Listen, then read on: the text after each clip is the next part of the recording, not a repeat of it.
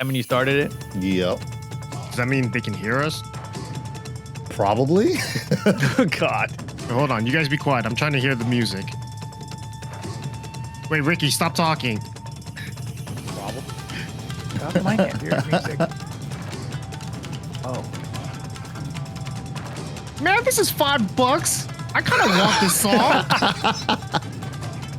The song is worth, bro. Fuck. Oh, But damn. it's cool, too. There's a guitar part? I didn't know that. Down, down, down, down. No, the guitar part is sick, actually. All right, look, everyone else on rank to buy the stage, and then hopefully we get lucky. Get lucky. Oh, so we can, like, random it?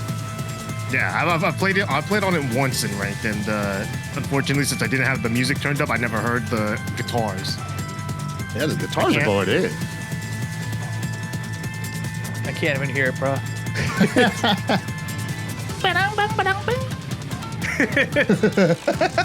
Sounds about right. All right. Man, so much shit happened. Shit's actually crazy. All right, we're back. Episode 57.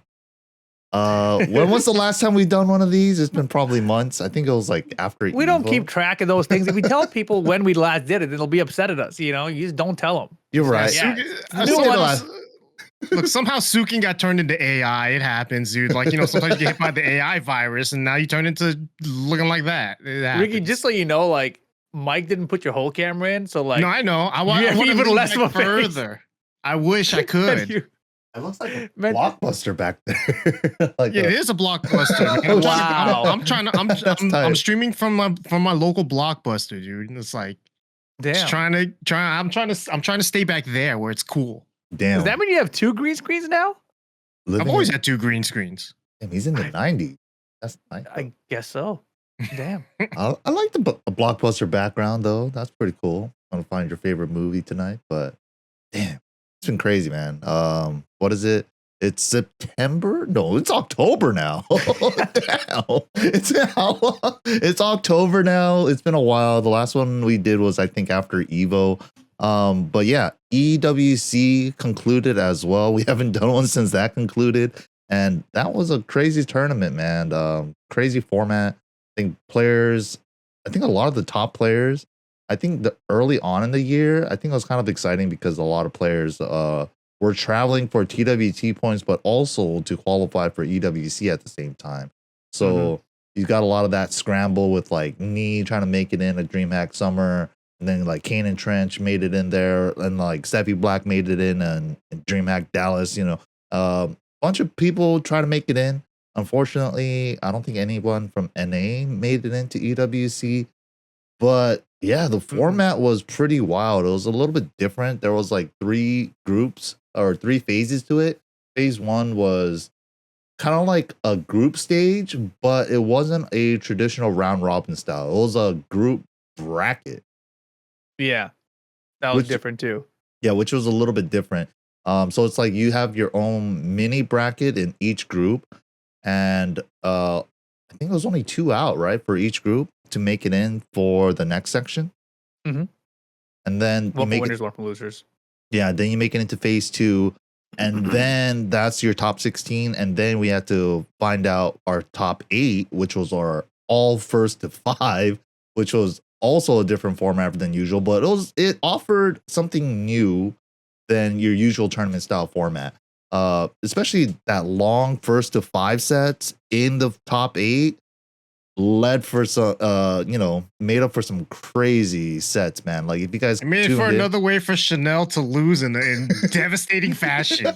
He's really good at that, man. Going up 4-0 and then losing 5-4 to Yagami, that was sick. First of all, that was sick from Yagami. And it's also kind of sick from Chanel too, because it wasn't even like, oh, I'm bad now, I'm just getting rolled over. He was playing good. Yagami just played better. And like you wouldn't have gotten that from first to 5 out of any other kind of format.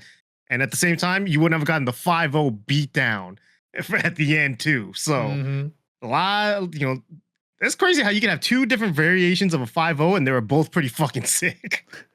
I feel like those are the 2 sets that I remember from EWC. That's those are the only two I remember. The rest of the tournament is like, oh yeah, it was a tournament. You know, there was first to threes, there was first to fives, but it's those two, right? So when Mike brought up like, you know, first five led to some interesting things, I was like, it's really only just Yagami making the unexpected comeback, you know, being down 4-0, and then Ulsan just smashing Atif like no one saw that coming. So that's what made it cool, right? Like, I mean, if it was someone else, that would be like, oh, he 5-0'd him, who cares? But it's Atif guy got 5-0'd. It's like, what the hell? It's like, and the way he was bouncing in his seat, like, yeah, I'm beating his ass. I was like, what the hell is going on here, dude? Ulsan, man, the kid was on top of everything. Yeah, that was crazy. I never thought. Yeah, like you brought it up. It was Atif that got 5-0'd, and Atif was just runner-up at Evo just the last, you know, a couple weeks ago before this tournament.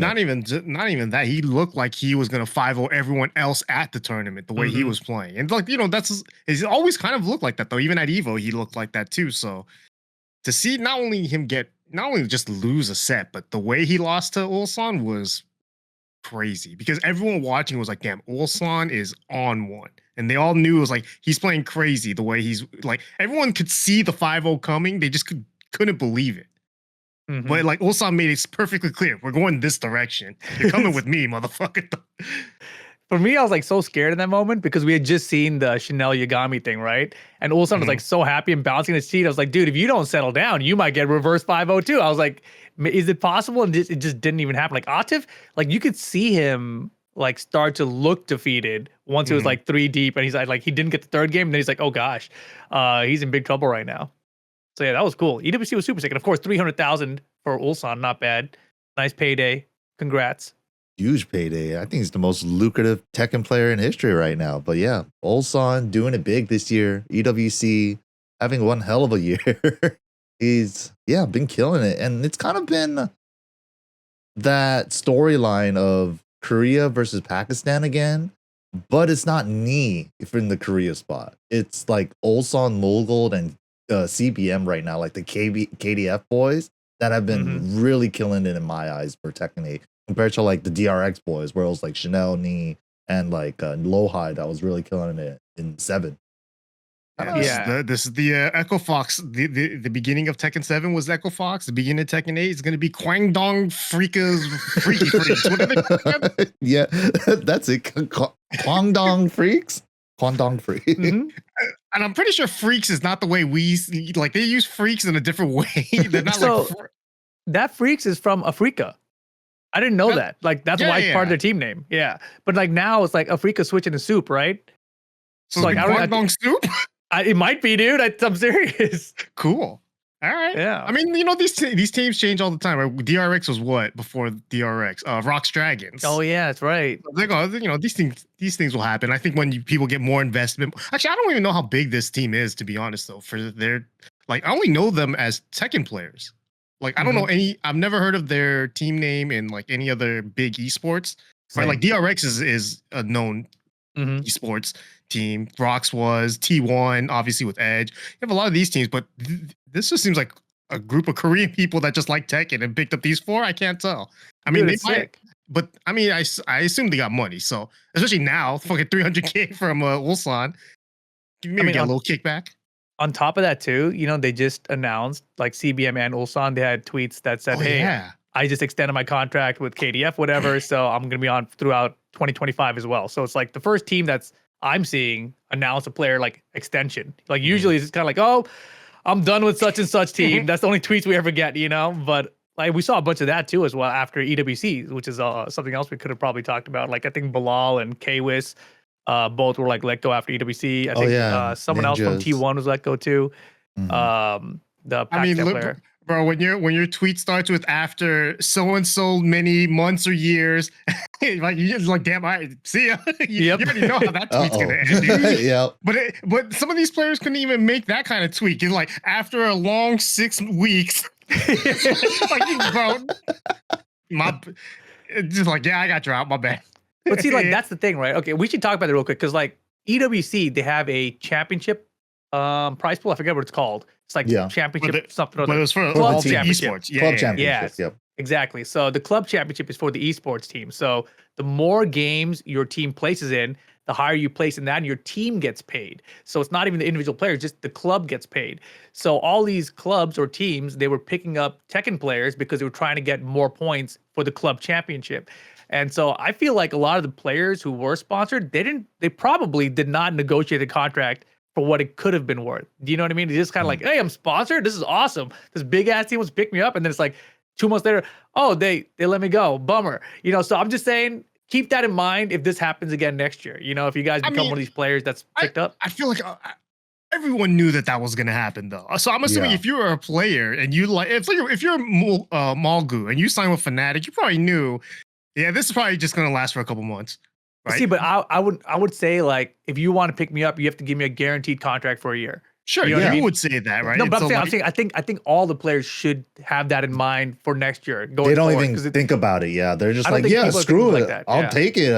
Blah blah blah. Yeah, but when it comes to the club thing, first of all, Falcons they ended up winning the damn thing like before the Tekken tournament even started. So like it didn't even matter who Fnatic picked up or who any of these players. Right. These guys.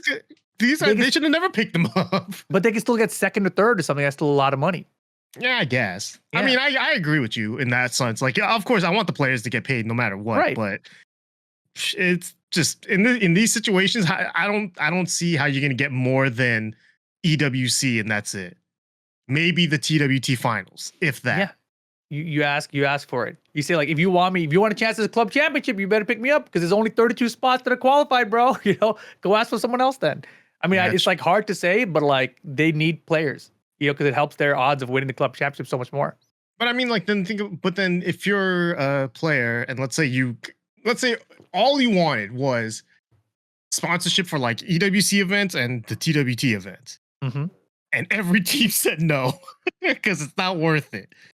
Just ask for a guaranteed salary, and say like, just give me whatever. I think like if I qualify for EWC, the minimum salary I would go for is like $2K a month. Yeah, look, I'm not gonna put minimum. Yeah. I'm not gonna say names or anything like that, but I've been offered teams things back in Tekken 7, and once I mentioned guaranteed money, I got ghosted so fucking fast. Of course, and never heard from that person ever again. So because there was no club championship there, that was gonna make them $1 million for having a random Tekken player named Rickstah on their team. See? Well, look, man, they could have got good looks from it too. Yeah.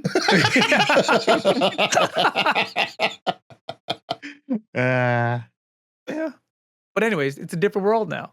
I see. I mean, look, if they do it again next year, which do we even know? Like the way I'm just looking at this from not even just from esports, from a lot of different MMA, wrestling, all Saudi's got their fingers in a lot of shit. Yeah. NBA too. Like there's a lot going on there. So I don't know if esports is going to be on the top of the priority list in terms of moving forward, but from all I've heard is the Prince is all about esports. So I think they're very committed. Like, but when anything is this big, you can't ever predict how it's going to go long term, right? But I know that the plan is for it to go for long term. Like it's supposed to go for many more years, like minimum. Yeah, I mean, I just in terms of like. First of all, I hope people get paid. That's all. If Ulsan does this shit and doesn't get paid at the end of the day, people are gonna be pissed, right? They'll get paid. I'm much more confident about this than things in the past. Did Kudons ever get paid? I think he did actually. Yeah, apparently he did eventually get paid. It took a long time, but I think he did. Yeah. All right, cool. Well, look, all I want is more money for players. So, big prize pools and all that shit. The big ass stage where Ulsan looks so tiny. He looks so goddamn small on that stage. Dude, that stage was huge this year. It was huge compared to last year's stage. Yeah, it was big. When we got there, they told us like, "Oh, you guys aren't in the same place Street Fighter was." I was like, "What?" And it was like, "Yeah, it's kind of a downgrade." I'm like, and I walked. I was like, "How is this a downgrade? This place is enormous. Like the whole damn thing is super wide." Yeah, that stage was ridiculous. Production value through the roof. And let me ask you guys this though: how'd you guys feel about EWC's inclusion with like the qualifiers in the early part of the year when it was like mixed with TWT events, right? So a lot of these players went out to a lot of these events to kind of, two birds with one stone, basically, and just try to qualify for EWC while trying to get TWT points. What you guys think about that inclusion? Yeah, I mean, it felt fine. The thing I kind of don't like are direct qualifiers for these kind of things when they happen so late, and especially for an early game, like a game that just came out, like Tekken 8. Like it really could, like it felt like you could just get lucky in the first tournament, qualify, and then just chill, show up to the end, and then do whack, right? But it didn't really happen like that, honestly. I thought that everyone that qualified. Yeah, I honestly like that's who I thought it was gonna be, but I thought he played well at the finals too, so I thought he deserved a spot. Didn't he go 0-2? It doesn't matter. Listen. He did all right. Yeah. But I think you're spot on about that too. Like, and so on my end, I think having the EWC qualifier at Tekken World Tour Master events or whatever, I think that helped all the Master events because more international players showed up trying to qualify for Esports World Cup, which makes the Tekken World Tour Master events better than they would have been otherwise. So I think that helped big time. But being a direct qualifier, to your point, kind of does hurt it a little bit. Like if they had done the same thing as the TWT where you get points, then it would have helped like every TWT event. You know what I mean? Like they could have said like we're piggybacking on the exact Tekken World Tour, and then just like that's like the halfway mark or something, right? So I don't know. Either way is fine. Like I think it helps the Tekken competitive scene in general. Oh my! I did like though the fact that they did have their own events outside of the TWT, like a lot of the dream hacks. I did like that because I think that gave more opportunities for tournaments to just exist outside of TWT in the grand scheme of things. So I think like if they would have just piggybacked off of TWT and did a ranking point system, it would have just been the TWT finals just a few months earlier. So with a lot more money. Yeah. So like the qualifiers, I guess, I while I'm always a little skeptical on it, I guess it worked out for the best in this situation. Really quick on the Tekken World Tour as well. Like you just mentioned it because DreamHack. Historically, they've had like kind of small events, and sometimes it's like a bonus prize pool. Like the recent DreamHack Atlanta had like a $10,000 prize pool for Tekken, right? Which is pretty wild for a DreamHack event that's not Esports World Cup or anything, right? It's just its own DreamHack Tekken event that has $10,000 prize pool. But I remember back when Tekken 7 was starting, DreamHack events were like challenger events and everything. You know what I mean? So it's kind of weird that they fell out of that somehow. Yeah, DreamHack. I remember DreamHack Colorado being the like NA. I don't know if that was like the last NA event or like, it was one of the biggest ones I remember in terms of like everyone needed to do well at this certain event to qualify, right? And that was like the last event, and it was DreamHack. I remember that. Yeah.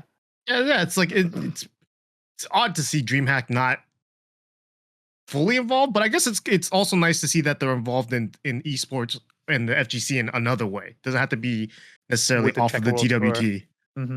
Yeah, and the reason I brought that up too is because the Tekken World Tour this year has been kind of like all over the place. I don't want to get like off topic, Mike, because I know we're talking about TWT stuff later, but like there are master events now that seem to be picked more for their region than for the actual size of the tournament. So there are like master events that are smaller than some challenger events, it feels like now. But that just forces people to travel to different parts of the world. You know what I mean? So like I'm not against it, but it is interesting because I feel like USA is like super hard now because we have like the biggest events where it's like, Evo, Combo Breaker, CEO. And they're like just massive scale. So all the US players have a much harder time of qualifying unless they travel internationally. Whereas other people in like smaller regions, they can get more points by staying local than having to travel internationally per se, right? But like if our DreamHack events were still like challenge events, then maybe that would help us more too. I don't know. Just something to think about. Always good to have more events, get more eyes on the game. And yeah, it's always cool to see stuff that's like not tied to a tour and be a standalone thing. But yeah, crazy. EWC, pretty crazy. Ulsan takes the whole thing. Arslan, evil champion, gets 0-2 at EWC. So it just goes to show you how crazy competition is, man. Like everybody's so good and everybody's catching up, and it's like every other week. As soon as you win something, there's like a target on your head. It's hard. It's hard. But this last week of Tekken, bro, has been That's where we're headed. It's crazy. I mean, there's nothing in between after that, right? What happened? You don't want to talk about Heihachi first? Yeah. Oh yeah. Nah, I guess Heihachi came out. Yeah, the Heihachi Tekken character's 8. out. Yeah. Heihachi did There's a come story out. mode. There's a brand new story mode. They did a Tekken talk. Everyone go follow Kane_TK on Twitch if you want to learn some cheap ass Heihachi shit. I've been watching Kane, and it's so nice to have a real Mishima back in the building. Damn. It's fun. Though. He keeps he's having fun, so I'm having fun because he's having fun. Honestly, and then I try doing the shit he does, and I can't, and it's not fun anymore. I'll just say, like, his Twitter right now, like, it's like it shows a crazy thing happen and he just laughs his ass off. Like, I don't remember the last time I've seen Kane have so much fun in Tekken. Like, usually just complaining about Lily and then he's pissed about Devil not being good anymore, whatever, you know. But like now he's just having hella fun.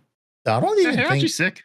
I don't even think I've seen him play Lily in 8 yet. I don't think he has, honestly. Right? Yeah. Which is crazy to me, but it seems like he's enjoying his time with Heihachi. Dude, the Heihachi Kane is tight. He had this clip today on Twitter where it's like a back turn situation into stance back throw. it's like he just started laughing his ass off after that one too. I was like, damn, he's evil, bro. Dude, you know you connect with the character when you get the evil laugh to come out. That's just the best. Yeah, I mean, the character is crazy.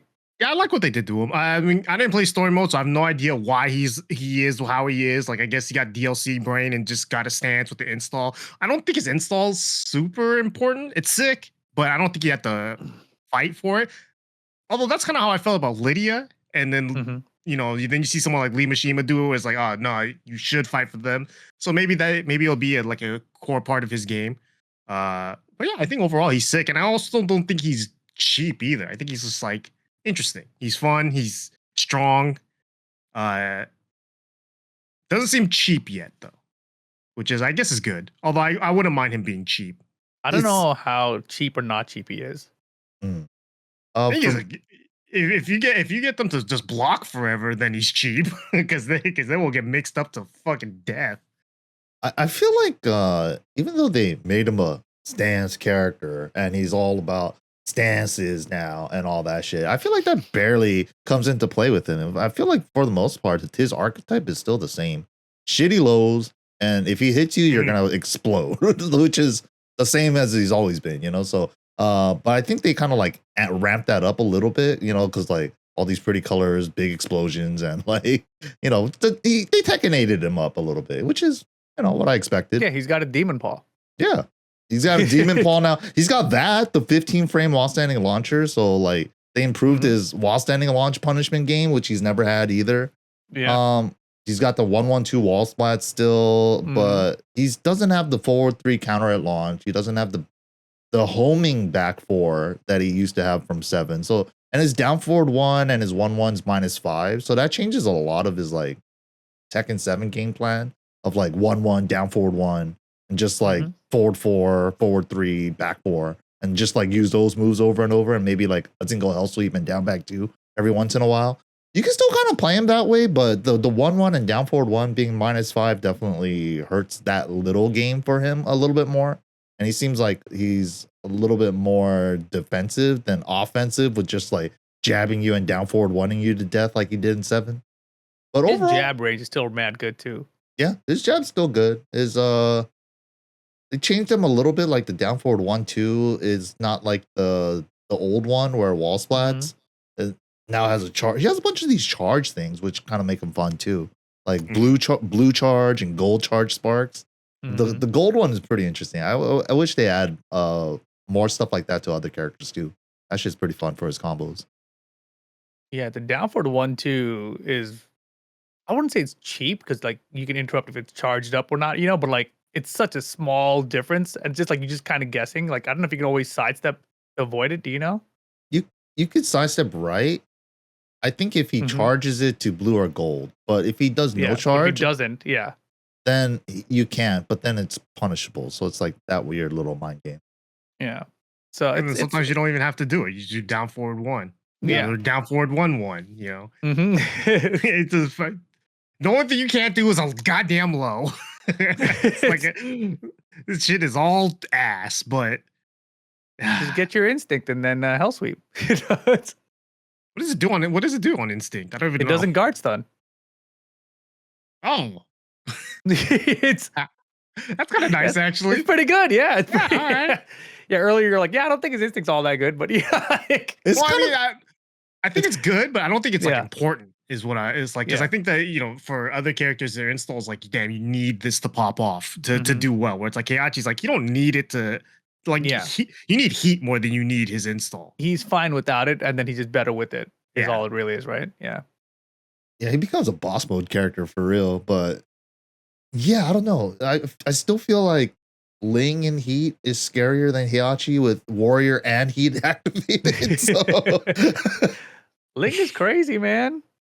that's kind of the funny part, but the install is interesting. He has to like actually activate it to get it to pop off, and you need to build up 3. So it's like whenever you enter Heat, so in the previous rounds you build it up like 3 times, or you could build up the 3rd one on that round and then pop Warrior. So that part's kind of cool. It's something new. A lot of people have been kind of like, why is every DLC character coming with stances, and like everybody's a stance character and installs now for all the DLCs, which is kind of true. They do all have like a thing under their life bar that has like a little special icon for them. But yeah, I guess we'll see. The 4th one's not out yet. They might have it too, bro. Ogre. It's gonna look so boring without it, right? Like, Ogre with compared to the install other one? true ogre. You think it's gonna be Ogre actually? Ogre with install true ogre with wings and shit. I don't know. I hope so. Yeah, that would be I cool. hope it's. I hope that. I mean, that's what I want. I feel like if they're gonna do another story thing, then Ogre makes the most sense, right? You continue the storyline with like Ogre, but if you put in someone like Tifa or Clive or some shit, it's like, what do you do with this thing? This thing doesn't fit the story, you know? Who the fuck is Clive? It's Final Fantasy 16, the latest Final Fantasy. Clive. That's how I feel too, Ricky. It's Who the Mike's fuck playing it is right now. Clive? I'm playing it and I'm like, dude, who that's the what I fuck felt like is when I saw Clive? Noctis. Yeah, who the fuck is Noctis? Yeah. Man, I really like just straight up burned that game from my memory. I totally 16? did not even. Yeah, I totally forgot about that game. Did you play it? Hell, I've never even played 15. Yeah. I refuse to even acknowledge their existence. Final Fantasy Wow. died after 10. To me. It's like there's no other Final Fantasy after 10. Final Fantasy Damn. died after Riku turned into BL's face. That's Yup. when that died for me. 100%. That's where it died. That cutscene where Riku pops out of the water, hella looks like BL, dude. Oh, Like, God. I can't unsee it anymore. Well, I'm glad I don't know. You should jump on it, man. But yeah, Heihachi's out. He seems crazy in some parts, but like his damage output is insane. Is like he still has a wall spatting 112, but it's like scaled to like 49% on the follow-up hit. So it has some like additional scaling. So it's not as crazy as I thought it was gonna be. He has that stance. Still nice though. Yeah, he has that stance where he could do that guard break or mid 50-50, but I mean, everybody needs something to do with heat or their heat smash, right? So That stance seems hard to get into as well. Raijin, yeah, it seems kind of not as useful as Fujin, right? So that's It's not it's not as easy to get into as Fujin is. And Fujin now, I feel like I saw some videos where it's just like you sidestep right, it beats like 9% of the options or something. So it's like seems like a pretty decent option once you learn it. That's like on block, but not on hit. Lame. Yeah, that's why those videos suck because they never explained the on hit Jesus. portion. It's like, oh yeah, just do all this to cover everything on block, and I'm like, what if they just do forward 3 no stance? Like, you ever think of that? Or what if they do forward 3 on hit or like down 1-2 on hit, and then how do you beat all those options? Like, Mike sounding like a hater right now. I'm Make just some videos, Mike. I'm just saying what it is, man. They're not going over everything. Look, man, you can only lead the dumb to water or whatever the stupid saying. It's like, yeah, here's all your options on block. But I'm like, dude, what about the move on hit? Then how do you deal with the option? You gotta start somewhere, man. You got time for learning. On hit. Yeah, it sounds way No more time. complicated. I'm blocking 9% of the time anyway. Yeah, Heihachi came out, but with Heihachi during the Tekken talk. Let's talk about what didn't come out. Hey, I just want to say Heihachi was fun. I've been playing is with a lot him, of he's been fun. Yeah, I took him to Emperor real quick. I had a lot of fun. He got some activation combos, his punishment, like just 1-1-2ing somebody at the wall. It feels good still. So like I just 1-1-2 everything. Yeah. That feels good too. Yeah. True Mishima status, bro. Yeah, 1-1-2 punish a 1-1-2. Everybody does it. But yeah, one thing that didn't come out with Heihachi, and they kind of mentioned it, but didn't really mention it during the Tekken talk. They showed a graphic, but they didn't put a price on it or anything. You guys already know what we're talking about if you guys been following Tekken Twitter for the last week.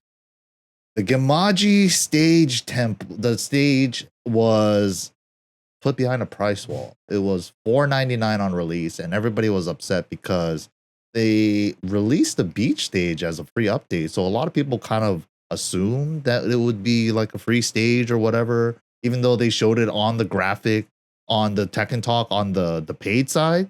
We just or we figured like, hey, I got a deluxe edition here, or I have the ultimate edition here. I probably shouldn't have to worry about having to pay extra for a stage, right? But then lo and behold, day comes and the stage is sold separately for $4.99.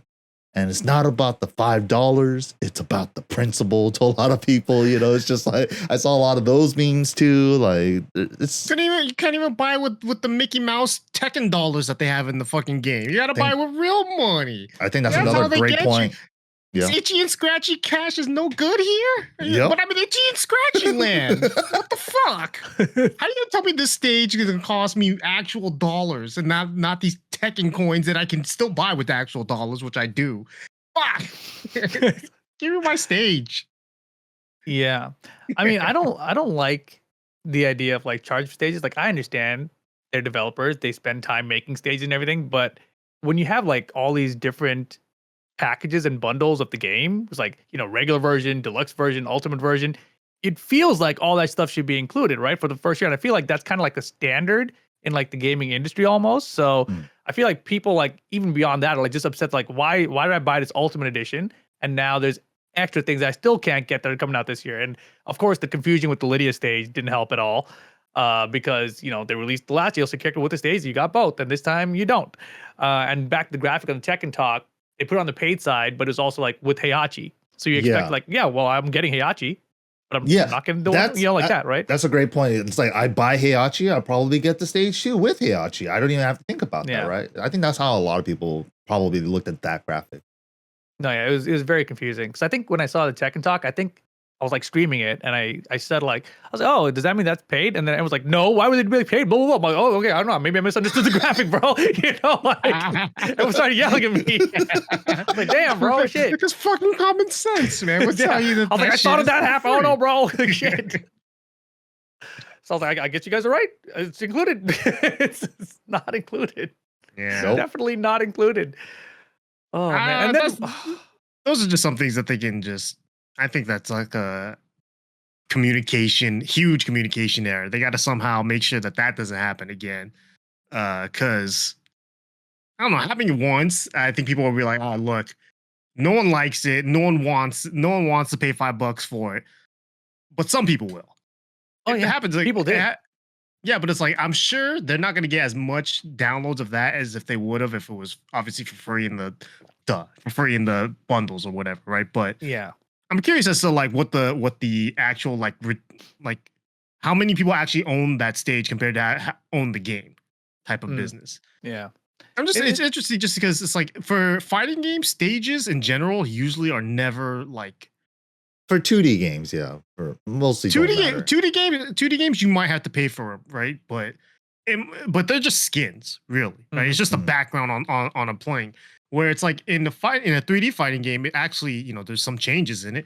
It's just the arena stage, so it's not it's still just technically a skin, right?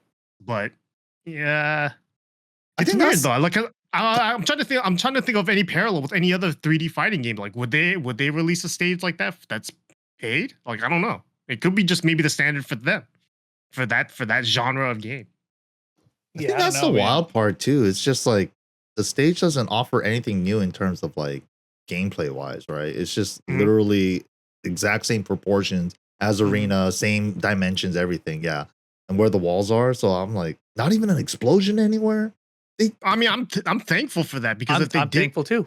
Because if they did do that, then it's like if the stage is in any way different than arena or any other stage, then it's like, well, tournament integrity. You got to buy the stage in order to play it. You know, now who the fuck is gonna buy that stage? $5 for every PlayStation?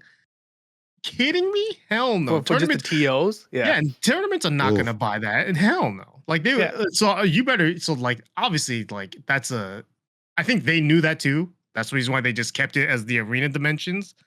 I hope. Do you really think that they knew that though? I don't know. But I would assume that they just reskinned arena. So I mean that's what it looks like for the dimensions, right? it is. It's 100% the same dimensions. At least that's what it says on the screen before you or lie to us on that graphic. It might be, man. That shit could be anything.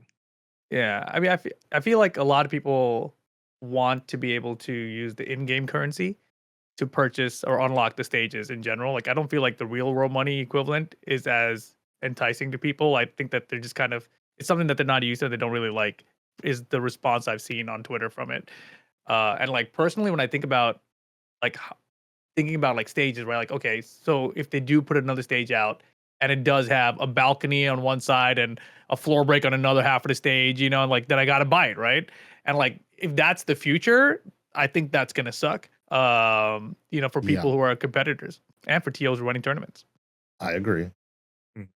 That's why I think that if they're gonna add any stages, it's like it's gonna just be reskins in a sense of another stage. It's just Yakushima, which 2.0. is so whack because I want new stages with new dimensions with new things in it, you know. But it's I don't want to pay $5 every time they add a new stage either, because that feels bad. Like I'm paying $5 for a stage, not even a character, bro. Like I don't know. Yeah. And I also think that not bringing up the price or anything during the Tekken talk, like they could have just showed the graphic and put a price tag on it, $4.99 for the stage. You know, they clearly showed it during the Tekken talk and all that. But the thing that bothers me about that is that they didn't really emphasize in the Tekken talk, but then they could have, at Red Bull Golden Letters, because they talked about Heihachi again over there. So there was two chances for them to do it, you know, and like it seemed like they knew it was gonna be backlash, and they were just like, let's just not even talk about that shit, you know, like fucking whatever happens, we'll deal with it later. I think that made it worse, honestly. I think so too. Yeah, I think they should 100% just say the stage is $4.99 right at Red Bull Golden Letters or at the Tekken talk. I think not talking about it made it worse. Agreed. Because just everyone, with so many people that assume that they got the stage for free. And I'm trying to remember, like Tekken 7, all those stages that came out with DLC characters, those were free too, obviously, right? They were like a bundle with the character, no? Like when you buy Geese, you get the Geese stage with them, right? Yeah, Noctis came with Ontario, California. Yeah. Like we never had to purchase stages before this. Yeah, so it's just it was just odd. It's an odd choice, but yeah, we'll see. I don't know where they go from here or how they fix it, because obviously, I mean, they fixed it. Harada tweeted. Yeah, that was the segue. Yeah, that's the segue. Harada tweeted and deleted, by the way. So this is not up anymore. But I'll read this long ass tweet for you. You're gonna read the whole thing? Don't read the whole thing. Okay, you're right. All right, you guys can read it. It's there. Tell them the gist of it.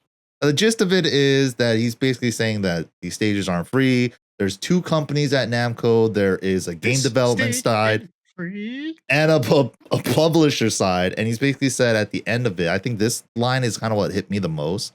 From now on, I will review this structure and change it to one that values the community as it did in the past. When I was first reading this, I got like ADD around like this paragraph. And I stopped reading the rest. So, and I was like, oh shit. If I saw that line the first time though, from now on, I will review this structure and change it to one that values the community as it did in the past. I was like, damn, is that what it was? Did in the past, bro. That part got me. Are we gonna? As it did in the past, it's like saying we don't do that anymore. Like shit. Yeah, maybe that's why the tweet got deleted. I don't know. Blaming the publisher side, man, or something. I don't know. I mean, it's obvious. It got deleted for a reason, and I would assume Harada didn't want to delete it because it was up for a while before it got deleted. So it had a bajillion views too. It was up and for like a the while, responses to it were really good too. You know, people were like real positive about it. Like, yo, thanks Harada, you know, respect, blah blah blah. It felt And real. It felt like a genuine response to the whole situation. And it's just and you're not allowed to have genuine feelings in Japan, bitch. You get over you're in Japan. Are you a Japanese employee? Come, sit your ass down and shut the fuck up. True. And work on our game. That was crazy. I mean, that bitch came out of nowhere. That was a real one, though. That came from the heart. Look, man, you know, Japan's a little different in that regard. So I have no idea if like he got like told by his upper management or whatever. But I think he's being truthful in the sense of like, oh, you know, he's not working so much on the development side. He's on the, you know, marketing side or whatever. It's like there's a big division there where previously there wasn't, which I don't know if there was or wasn't. I always kind of assumed there always was a divide there, but there always is a divide. I mean, like look at Tekken 8 right now. Maybe there was no such a. Maybe there's an easier way to like communicate between the two previously compared to now. Now they're doing it by carrier pigeons. Say, look at Tekken 8 and look at the battle pass and look at how the community responded to that. You know, and look at the costumes that they have in the store and how people have responded to that. You know, and now you've got the stage charging, how people respond to that. It's like every single thing, there's been a complete disconnect between what they want to charge for and what the community wants from them. But you know what the thing is? I bet you they're getting paid enough to think that they're doing the right thing. I hope not. It's like, I mean, for the company, great. Damn, I hope confirmation bias with $5 at a time. That's what man. I mean, that's all it is, right? It's like if people are going to care more about if their pockets are getting fatter than if the people are getting happier. Well, I'll tell you this: a lot of these skins that were on the Tekken shop, whatever, they're all discounted. You know, and they started bundling them and stuff. So I'm like, are they really selling that well if they're all bundled and discounted already? Those are the things those are the only things I bought because those are the things that I was like saying back in the old Tekken days. Like, look, if you resell these skins, the old skins, I'll buy them because those are sick. So I bought the ones I liked. See, for me, I was the opposite because I agree with that. But in Tekken 8, all they did was give us all the ones from Tekken 7. No, not all. Well, yeah, the early ones. They give us some retro stuff. Tekken 5. But Tekken 2. Like Lincoln's T4 does. Whoa. That Tekken 4 Ling. The Tekken 4 Ling, the Tekken 2 King, were all in Tekken 7 on PS4 or PS5, whatever. I see what you're saying. Yeah. They had a copy of that in 7. Played that game on PlayStation 4. A lot of people. Fighting GM, probably. I'm just saying like this. I'm just saying that. Why did you bring him up? Because you asked and I was like, that's the only person I could think of on PlayStation. But I'm saying that my point being that they didn't make anything new from old shit. You know what I mean? Like, give me an old skin you never made before, not all the ones you just made in Tekken 7. They did add it eventually, right? They did add old skins or old costumes that were not in Tekken 7. No. They did. Did they? I don't think so. I can't recall any of them. I think the Tekken 6 Kazuya, when was that in Tekken 7? Oh yeah. That's a good one. The Tekken Nina, the black leather Nina thing with her? Yeah. I think that was in 7. That was in 7. Yeah, that was in 7. Yeah. So if anything, it might be just the Kazuya Tekken 6. No, and then what about that was June Tag 2. Yeah, June Tag 2 because she wasn't in 7. Got him. You got me. They're doing amazing. More people are saying Tag 2 Yoshi, T6 Lars. T6 Lars was in 7 though. Like they had the outfit in 7. Well, but no one played Tekken 7 Lars because they weren't bitches. All right, they all knew T6 Lars is the real Lars. That's true. His outfits get worse every game. Yeah, they do. Yeah. Anyway. Yeah, it's great. But then, like going back to the stage a little bit, I kind of wish, like, and you know how Ricky said, I can't use it with like itchy and scratchy coins? Like Street Fighter does the exact same thing, man. It's like, dude, let me get those drive tickets, man. They already have Tekken coin, your in-game currency. Just why can't I purchase the stage with that? Just make it cost way more Tekken coins if you do it that way or something, or have two currencies. You have your fighter coin like Street Fighter, and then your drive ticket. So you have like two different currencies in the game, but one's like real money translated into in-game currency. One of them's just like bonus shit they give you for whatever event, you know, which is like drive tickets. And how did Street Fighter 5 do with their free to play like model? Like, was it similar to how it is in 6? Do you guys know? you get fight money, but then I think if you finish like character stories or there's something, you get like 1,000 gold. So you just grind every character's story mode or something, arcade mode, and then you get like one character or something. I think after all of it, I think the character costs like 100K. So you get like 1,000 per character, and then you do a bunch of other like, you know, single player only shit to get like in-game currency. So I think it's easier to get in-game currency in 6, honestly, to get like stages and characters. Because I would assume like this is Tekken's first attempt at using like all this itchy and scratchy money and the battle passes and all that. I think this is Street Fighter's second go round because 6 compared to the 5 when they tried it with. Also, do you count Revolution? Tekken Revolution had a lot of itchy and scratchy. Yeah, a lot of good skins in there too. But I the bought the problem, law one. The issue with that game though, that was built more like a mobile. It was more based off of like mobile, you know, that predatory gameplay. Whereas this one is more just give us as much money as you can, and we'll give you the least amount of shit as possible. Give us more money. You give us all your money. Give us more money is what it really feels like. I mean, I want to support. I want the stage. Let me be straight up. I want the stage too. Yeah. But I refuse to pay $5 just because I disagree with how it's done. And what did you say, Mike? It's the principle. It is the principle. The principality, man. That shit's real. They never made me pay for a stage before. It's always been bundled with the character. And not even in the deluxe or ultimate edition. I definitely agree with the consumers there. Like, could have brought it up there in the Tekken Talk rough. Too. You know, I was gonna say, I don't know if you guys know, but they tanked the Steam reviews after all this stuff happened too. Oh, true. It's like a mostly negative now. I think it was like it dropped to like mid or whatever, mixed or whatever, I guess, and then it went even below that to like mostly negative. I was like, holy shit, that's crazy. That so many people felt so strong that they review bombed it.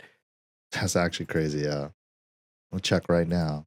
Is it mostly? And they're not all from Russia or China or some shit like that. Where they just getting that was separate. That was they review bombed them before they found out about all that. Oh, dude. We'll get to that I didn't even bring that. That wasn't even part of that. No, that wasn't even part of that. Damn. I wasn't even thinking about that. That was just the stage, dude. Dude, it's Is it mixed or what is that? I can't see. Recent reviews. Mostly negative. 2007, all reviews mixed. Now. That's crazy. That's actually crazy. Over a stage? That's what happened. Stage, Namco. Over a stage. And 2 chances, bro. They could have told him twice. They could have told everyone twice it was gonna be $4.99, you know? And like both times they're like and they could have got those negative reviews just a little bit earlier. Yeah. So they wouldn't have all been bundled together. Do you really think that would have happened though? Yeah, I think so. I think people still would have been pissed, even if they. Because first of all, Tekken Talks and all those things are not like every Tekken fan is gonna watch these things and be on the edge of this. They don't. Most people though. Yeah, but most people don't give a fuck. Like Tekken fans are casual Tekken fans are just gonna be like, oh, did my game update today? Right. That kind of shit. As for like people like us, we might care a little bit more. I barely cared. I was just like, I didn't watch any single Tekken Talk this entire year because I'm like, look, I'll play it when I get it. You guys can't tell me anything I won't know by 1 month into it. This is what happens when Rickstah doesn't have a character in the game. Yeah, I'm damn. I don't care. Bring back God Ryu, man. But it's like for Tekken Talks and things like that, like especially when they get into like all the how they get stuff. Yeah, the merch and all that. I tune out because I'm like, I'm not buying sunglasses. I don't need no foams. Etc. It's like I'm good. It's like it's cool that they're doing all that shit though, and I'm glad that I hope that it makes them money. I just don't need to see it when I'm trying to watch shit about Heihachi. And even if they dropped that, they said like, oh look, the stage gonna be $4.99 during that Tekken Talk. I wouldn't have known until I downloaded the patch and then looked at it and be like, why is this stage locked? Which is exactly what I did when I first saw it. I was like, why is this stage locked? And I assumed that, maybe it'll unlock later. That's what I thought. That was my hope. That's what I thought too. It's just early access. It'll unlock when everybody gets it right. Yeah, I think I landed And I saw someone Twitter time. I was like, that can't be right. You know, I started replying back. What I thought. I was like, yeah, you guys. I was like, it'll probably unlock next week when the globally release or whatever. I was like, yeah, these idiots on Twitter. I was like, wait, what? It's like, no. You look at that shit, it's like, oh no. Oh they no. made a terrible mistake. They really did it. Oh no. First time ever charging for a stage. There's no way they would have done. Oh God. After they just released the beach stage for free, how can the consumers be confused? You know, it's just like, how could this happen? Thank God that they made it the same dimensions though as Arena, just so that all Seriously. TOs can look at it and be like, that's the whack part for me, man. I want newer stages. I want. Okay, but Mike. That's why I like the beach stage, because it was like a new dimension. Yeah, and it's big, and it's like, dude, I agree. Wanted more of that. But what are you asking for? Are you asking them to do that and charge us for it? I'm asking them to make new stages and not charge us for it. If I have the deluxe or ultimate edition. That's what I'm saying. You have to clarify. At this point, you have to clarify because they've charged us for a stage, right? It's crazy. So like if you, but I'm saying that's what it is going forward. Like this is the whole future now, right? I don't want to pay $20 for 4 stages in a year. Like that sounds like ass. How about 40 for 8 stages then in 1 year? That sounds terrible, dude. Come on. They could have new dimensions though, Mike. As a competitor, new that wall sounds things and shit. even worse, dude. Like I'm not even buying a DLC character so I can lab them. I'm fucking buying stages so I can lab combos on them, dude. Like, come on. What are we doing? Double balcony break. Sick. Never saw that coming.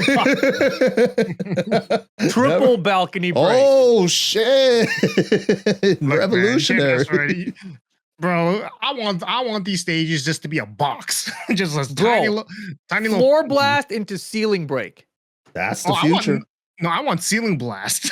That's what I want. Oh, dude, that'd be sick, actually. Bring back Tekken 4. Bring back MK3. Remember the uppercut? He sent him to the upper level. Toasty. Just fighting in the sewer and uppercut him into the street. Exactly. That shit was tight. It was super tight. But yeah, I mean, Mortal Kombat wouldn't charge us, would they? Rip. Well, Mortal Kombat player. They charged for the new story mode that they had, and there's also a bunch of new characters with it. New combat pack. They're gonna have T1000 Conan the Barbarian and the T1000 killer. T1000 Conan the Barbarian and Ghostface the Scream Killer. How more boomer can that old fucking Isn't it game? sick? That is the most boomer ass fucking character. Wait. Listen, T1000 versus Omni Man is in that game. T1000 versus Conan the Barbarian. But yeah. Anyways, Chaos Reigns was their MK1 expansion for the story, and the story is pretty good until the very ending. And Noob Saibot is back, and he was tight. And so is Cyrax. Cyrax is dope. I wish all those characters, Cyrax, Noobs, and Sector, were in the launch MK1 because the game feels so much better with them in the game than without them. I feel like that's how it's going to be with fighting games moving forward now. I hate that so much. You're going to see a lot because, you know, when you make the new game, right, you got to show off the new characters. You can't have so many of the old characters. Like Street Fighters, you know, that's when they're coming back with Bison and who else came back? Akuma and all them old farts. Then Tekken's going to have a bunch of old farts. Season 2 is going to have Lei and Anna, and everyone's going to be like, except for like the 2 Lei and Anna fans out there, they're going to be jerking off, being happy and shit. Fuck. I'm going to be sitting here until season 4 waiting for my character. I'm like, but that's it. I know that's how fighting games are now, but it's like, I think for like established fighting games like Street Fighter, Tekken, Mortal Kombat, it sucks so bad, like you just described, when your character's not there and it's just you have to wait years and years for this thing to come out eventually. Like, I just wish there was a better way to do it. I don't know. But it's rough because it's like, how do you also keep the people excited without a season pass, you know? But it's like, you also have to exclude characters. So it's like both ends of it. I could kind of like see how it kind of like, you know. You do it like this. You never make a sequel ever again. It's a new fighting game every time. I honestly feel like they should give us the characters that we've had in the previous games that are like legacy. They should all be in the launch roster, which Tekken cannot do. You know, like unless they're gonna abandon all of the legacy ones, like Street Fighter does, and then just say going forward DLC is all the new stuff. You know what I mean? Like that would be interesting to me. I don't know if it's worked for anyone else, but people would be pissed. Everyone would be pissed. Street Fighter 3 tried to do that in terms of like resetting everything, right? With new characters, and they knew right off the rip, like, no one's gonna like this. Put Ryu and Ken in there. Then they put them in there as like, this game sucks. And then they fixed it. But it took them a few times to finally fix it. I think that's just how it's gonna be for every game every fighting game, especially now that there's gonna be no arcade releases ever. So then it's just like, now we're gonna have like beta versions as the first versions, and then like the first release of characters. Probably like by the end of season 2, it should feel like this is what the game should have felt like at launch. Wait. What's the wackest Tekken character that's not in the roster right now for you guys? The wackest Tekken character that not isn't on the Walker? Yeah. So like essentially the one character you don't want to see ever. Yeah, that's not in there right now. Dr. B. Dr. B? Yeah, but I guess I don't even consider him a real character. So let me. Damn, somebody said Ganryu. I think that's valid. Honestly, I have no issue with that. That's the reason why I play Ganryu. Wackest, that's not in the game so far. Yeah. Anna, Julia, Marta, Bob? Miguel. I could just go on. Roger, Ogre. What if that's all season 2? Like that was my point. There's so many that could be whack. Bakumram. It's not going to be cool. Katarina. It's going to be hard. Yeah. I could just keep going, man. Tell me what's. It's hard, bro. You're eventually going to get to Bruce and you're going to be lying to yourself. Yeah. I actually want Bruce. Yeah, I know. That's the reason why it's like when you said Fakumram, I'm like, you're not going to say the next guy, huh? Yeah. You stop it right there. Yep. Katarina might be the one for me, just because it's like come back. Oh, no, she came and she like barely left a fart and left. Yeah, like she barely made an impact. In like the tournament scene, she made an impact, but as like a character in terms of just like her impact in the game, it's like, who the fuck? Yeah. And like, honestly, I bet you right now, you could show someone that like. I could probably show someone like some of my friends that follow Tekken, but like they don't play. They don't. If I show them Tekken 8 and they see Azucena, they're like, "Oh, that's Katarina, right?" They're like 100%. They would look at that and just think it's Katarina from 7. So that's how much she's gonna be loved and missed. You talking about Azucena or Katarina? Both. Maybe Azucena might have a better following, but it's so interesting that Twitter, I feel like, has complained about every single character that's not in Tekken not being there except for Katarina. I haven't seen one tweet from anyone. Bring back Katarina.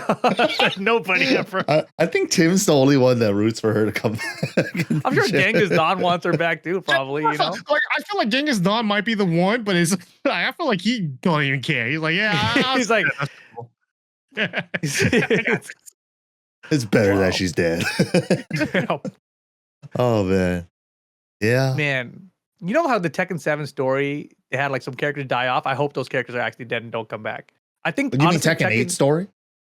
Yes, sorry. Yeah. But like they killed off. Yeah, anyways, point is, I hope that that's true and like that they actually start killing off characters. You could spoil that, dude. This game's been out for like 8 months, bro. Yeah, so Claudio and Zafina. Yeah, Shadow's not going to have a main for Tekken 9 and watch him struggle like me. But people are saying they were in the credits though, man. They're alive. Yeah, I mean, they could bring back Heihachi was dead, and now look at him. He's alive again for the 3rd time. Like, Tekken doesn't kill anyone off. But if they do kill off Zafina and Claudio, that'd be sick. Yes, I agree. Rip hates Claudio so much, dude. Every time I hear him like facing a Claudio, it's like, this fucking guy. What is he doing? Dude, like, so I hate this character. Side step 4, side step back 1. Yeah. What are you gonna do? Oh, serva. Heat me a potato. Fucking Claudio's, man. Yeah. But I think that because the roster is so crazy, like just think about like Tekken 9, what are you gonna get? Like you have another 30-man roster and then 40 DLC characters for the next 10 years after that. Like, come on, bro. Just kill them off. I feel like some characters, if they're not base roster, it's like no one's gonna buy them for DLC. That's how I felt with like Leo. And I feel like some characters that didn't make it in kind of feels like that to me too. So like who? Ganryu. Who's gonna want to buy Ganryu, man? I mean, I like Ganryu, but how many people are gonna buy Miguel? Like 8? Tasty Steve, Seffi Black, glaciating, speed kicks. That's about it. Girls that want to make them wear short shorts and no shirt. So Catalyst. Wow.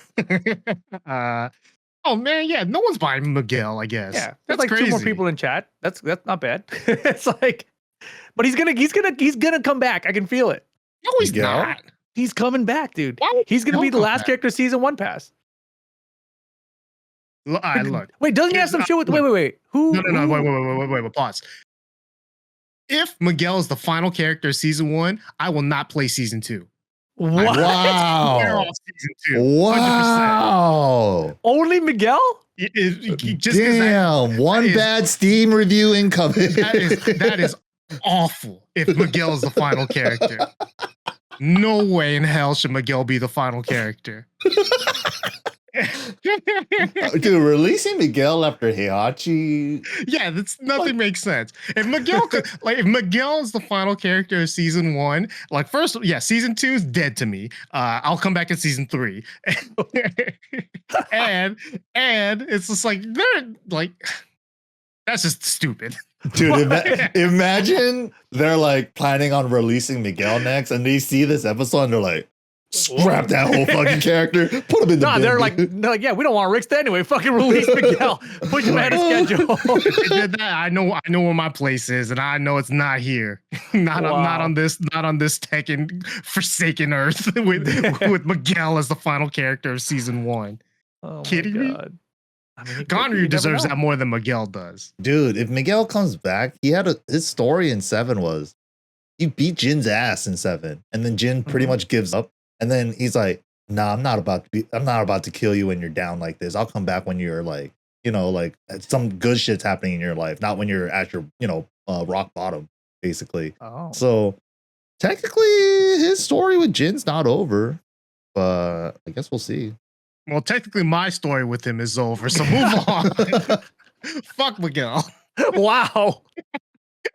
Bro, Savage 2 Heat Engager. We already know that's gonna happen. And like, stop, Mike.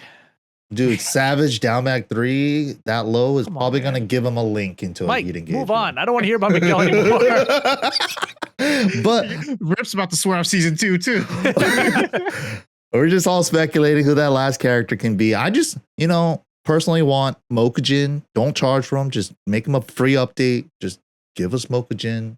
Middle of season 2 or beginning of season 2, I'd be happy, man. That'd be great. But yeah, that would be sick if they brought some legacy characters back and they weren't in the past, and then season pass that you have to pay for, some for free. That would be dope. Someone mentioned about why they might not be bringing Mokujin back, and they said it's because it confuses people when they play against him. Well, too bad. Get good. Like, what the fuck? Like, what? They to just counteract that, just don't allow Mokujin in ranked. Oh, hell no. Dude. Yeah, see, that's stupid, right? But that might be something that people do. Game simplified, bro. Come on. I mean, like we all want Mokujin, but because they can't tell which character it is. Dude, that means you don't know how to fight that character to begin with anyways. Like, come on, what's the difference here? Let me have my Mokujin. But all right, moving on. We're just hoping for some characters in season 2, and whoever that last character is going to be. Miguel is kind of a letdown after Heihachi. So why are we still talking about Miguel, brother? I'm just saying, no more Miguel. But all right, moving on.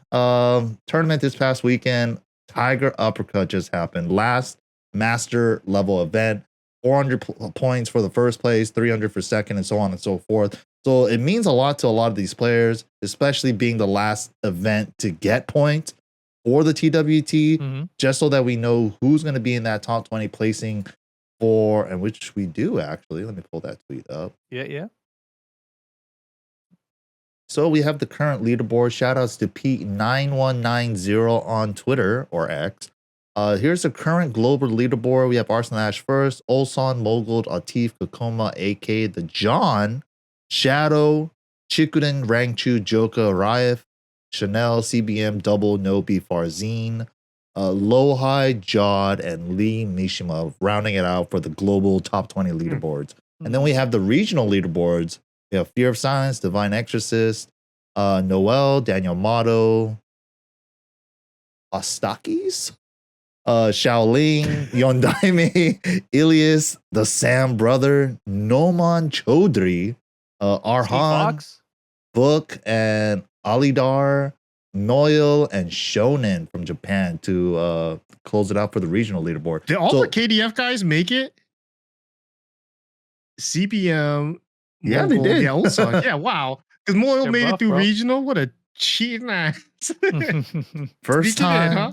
first Nice. time not getting knee out of finals too. By the way, Yeah. that's wild. not even through But he- regional. Yeah, He didn't go to the last challenger events. Mm. So he could have had a chance at Thaiger Uppercut if he had gone to Clash of the Olympians or Cape Town Showdown, but he chose to go to neither. And so then at Thaiger Uppercut, there was no way he could have made it, dude, even there if was he got first. 2 weekends back to back of challengers. Then they had Thunderstruck and the other one too. I forgot the other name too. Did Chanel or Loai go to those events and do well? Because they qualified. Loha's been injured. Yeah. But He so just went- Loai qualified through earlier tournaments, I would assume Yeah. then? He got So, runner like- up at Evo Japan, so I think he got a lot Oh, of that's points right. there. Yeah, Yeah. It's the point system was really crazy this time around, right? And like dojos actually counted a lot as the challenger event. So John Ding, for example, I think he was 21. I think he was the cutoff. Mhm. But he didn't make it because his challenge events weren't high enough. And like he went to Clash of the Olympians and got like second or something. He did really well there, but it still wasn't enough because his other challenge events were too low. And then he didn't have many dojo points because in Korea it's really hard for dojos, you know what I mean? So he got kind of bodied because of that. Yeah, this is the World Tour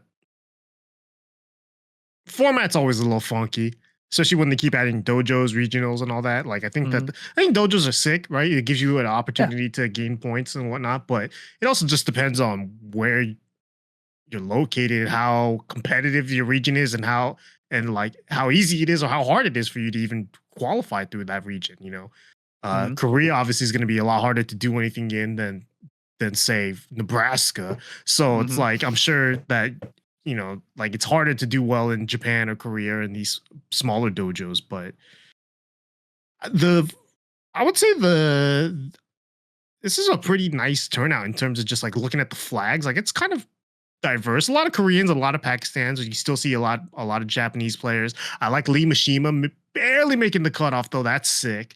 That was South super America cool. representing barely. America. Yeah. We count both. So his path to Thaiger Uppercut is pretty crazy, right? I forget if he made it out of, I think he was in losers to get out of the pools. And then I don't think he knew it at the time, but he had to fight Shinakuma in the top 48. And as soon as he won that match gave him enough points to qualify, Wow. basically. That's crazy. Yeah. Yeah, so it was literally his first match after top 48. As long as he made that one, he was good.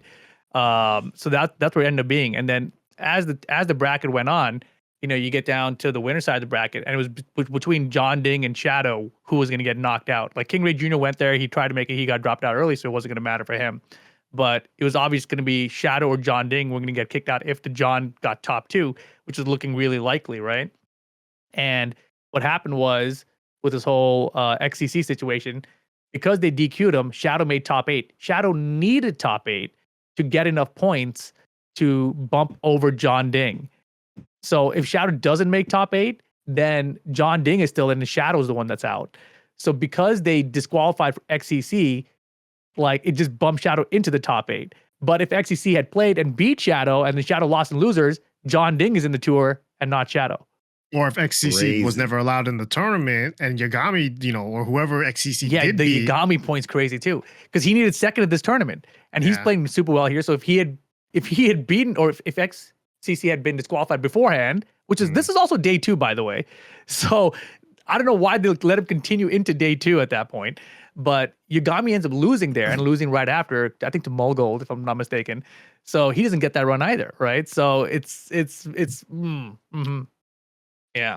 there's a lot to go with that. We're talking about the DQs, obviously, because they obviously you couldn't play in these events if you're from China or Russia, I believe. There's a bunch of countries. There's that a couple aren't countries. Yeah, Okay. it's on the rules where some of the countries are not allowed to enter, but they still not allowed to enter for TWT events. Yeah, so it's like this is obviously a tournament organizer issue, kind of, I guess. You notice my pitch getting higher because I'm questioning myself and what I'm saying it, because I recognize it's like that guy could have entered King of Fighters, Street Fighter, and like no issue, right? Like no problems. But because it's a TWT event, it's a problem. But how did the TOs know that we're taking the signups? Probably not. So they did know, everyone knew, because there was tweets a week beforehand about like, hey, why can't he get prize money in place and blah blah blah TWT. So people were talking a week before, tagging Mike Murray and Harada and cursing them out that this was a situation with China. So that was way ahead of the tournament. So they knew. Everyone knew. I didn't know that. I mean, much. okay, wait. I won't say everyone knew. They might have not read the tweet. They probably get tagged in a bunch of shit. But, like there was definitely discussion that somehow filtered its way to me, and I wasn't even tagged in it. So I ended up seeing stuff like that. Interesting. Yeah. Okay. Well then, it's like when it comes to the TOs, like I think they're in a whack spot in that regard, because it's like you take the sign up and it's like, all right, this guy's from China. We can't let him in. Are we supposed to not let him in? But he's already signed up. He already paid. He already flew over here. Yeah. It's like at this point, it seems fucked up, but it also seems fucked up to let him play, do all this damage in the tournament. Yeah. Just to DQ him right before he's allowed to, because he has to play on stream and you can't have him on stream. So it's like, we're just let him play and hope that he loses without, like that's the thing. Both sides are bad. Yeah. Yeah, like if he had that's a fucked up thing too, is that if he had entered, and let's say Yagami beat him, and let's say he goes to loses and loses someone else, how much of this would have been an issue? None. He would have never got reimbursed for all the shit that he went through. He wouldn't have been flown out for the LCQ, which is what Namco's saying that they're doing, right? They're hooking them up and giving him reimbursements for this trip, as well as getting him a chance to go to LCQ. So that's sick. Give him an opportunity, and they're also revising the rules supposedly. Yeah, but just it's not a nice situation overall, especially because it fucked over some players too that didn't need to be fucked over at their last chance. Yeah, and it's like, but it's like even for them, like Yagami, I'm sure feels a certain kind of way, but he lost to him too, right? So it's like, it's like if all was fair, that's a real win, and if all wasn't fair, he wouldn't be there, and Yagami would have moved on. But nothing's fair. it's super effed up. Like, and the thing is too, like obviously they DQ'd him at the shadow match because that way they wouldn't have an empty match in the top 8. Right. But like it could have let him play shadow too and just had that empty match because he's just not allowed on stream. Right. Yeah. But you don't have to do the 9th place qualifier essentially. Yeah. It's just, it's all not good. Yeah. It's all bad. And so they put out that first tweet saying, hey, unfortunately we had to disqualify people. And, no one was happy with this one because there's like, we followed our own rules, except we let the guy enter. And it's like, what the fuck are you talking about? So it was like, no one was happy with this, caused more controversy. So then they did the revised one. Harada was like, oh, I'll try to fix the yada yada. And then in the revised one, they were just basically like, hey, we thought about this shit and we're going to allow China. Not only are we going to allow China, we're also going to reimburse XCC and fly him to the LCQ so we can enter and try to win, et cetera, et cetera. Looking ahead, we'll try to add more regions, right? So first of all, they're gonna put his ass on stream so much during that LCQ. You better give this motherfucker all the stream time, dude. You gotta make up for everything that just his happened, whole tournament run. Dude, honestly, that tournament, I was only excited to watch that guy. I'm like, oh, Chinese Tekken? Yeah, what's up? And then never popped up on stream. I'm like, well, I don't care anymore. Yeah. And then, so of course, the thing is, Higem was also from Russia, was also at Thaiger Uppercut. He was also in that top 16 and played on day 2, but he lost. He lost the knee. So he was also one of those guys who could have upset people and caused a big thing, whatever. So after Namco puts out this thing about how they're flying out XCC to the LCQ and everything, he makes this big tweet where he's just basically like, happy for XCC and happy that all that happened. But he's like, if I just won that match against knee, then maybe the same thing could have happened to me. And maybe Russia would be allowed. So messed up, man. It feels like these guys are almost going out of their way to compete or snuck into this tournament or whatever, right? To lift the bans for their country. It's like, I got to do good enough to get one spot away from top 8 so they could lift the ban from my country. That's what it sounds like to me. It's not even like lifting the ban from the country. Even it's just like let me play. Just let me play. Yeah, just let me play. I'm good enough to play. Like I don't know enough about all these politics about everything, right? Me neither. But someone in the replies said that basically, if you pay someone from Russia, then you can get like fined by the U.S. government or some other government, right? So like if they even allow them, they have to say you're not allowed to win any money. You know what I mean? Like you're excluded because you're from that country still. Like that still has to be there. But I think most of these guys just want to play. So just let them play. If it has to be for no money, fine. You know, I think most people still want the pride anyway, right?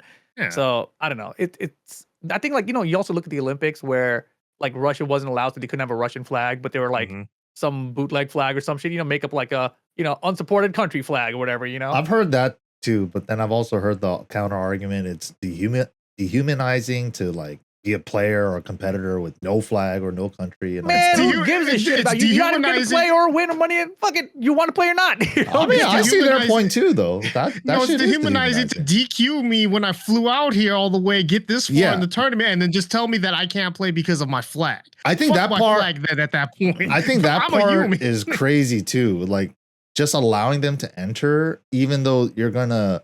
And just hope they don't do well. And if they do well, they're just going to fuck over the other competitors that's been traveling all year long, trying to make it into this finals just because some weird, I don't know, man. That shit sounds crazy to me. Yeah. And even if the things like, even with all, if there's any legal issues and all that concerning where they're from, like Russia and China are pretty fucking big in esports.